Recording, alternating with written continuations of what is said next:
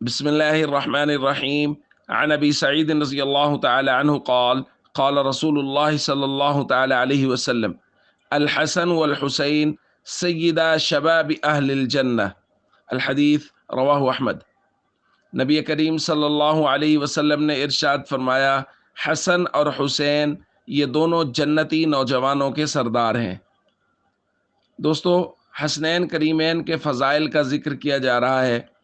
آپ غور کیجئے، یہ دو شہزادے وہ ہیں جن کو بالکل بچپن میں آقا صلی اللہ علیہ وسلم کی طرف سے نہ صرف جنت کی سند مل گئی بلکہ جنتی نوجوانوں کے سردار ہونے کی سند عنایت فرما دی گئی۔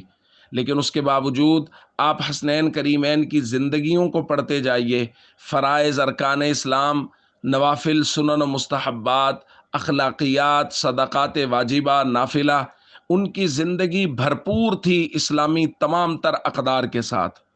اور ان کے مقابلے میں ہم 1400 سال بعد پیدا ہونے والے لوگ جن کی زندگی میں کوئی فضیلت نہیں ہے، ان کی حالت یہ ہے کہ وہ فرائض اور ارکان اسلام سے بھی غافل ہیں۔ یعنی ہماری زندگیوں میں فرائض، آپ غور کیجئے نا، میرا معاشرہ، میں اور میرے معاشرے کے لوگ، میرے ارد گرد کے لوگ، ہم کتنے لوگ نماز پڑھتے ہیں، کتنے فیصد لوگ ہیں میرے معاشرے کے جو پابندی کے ساتھ مسجد میں جا کے نماز پڑھتے ہیں، اور نماز وہ ہے جس کا سب سے پہلے حساب ہوگا۔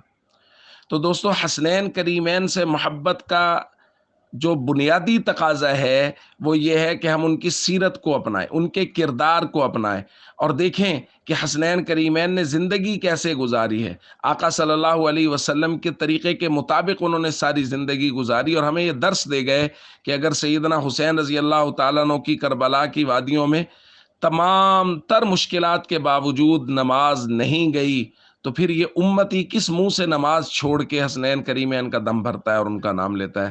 اس لیے ہمیں ان کی سیرت اور کردار کو اپنانا چاہیے۔ السلام علیکم ورحمۃ اللہ وبرکاتہ۔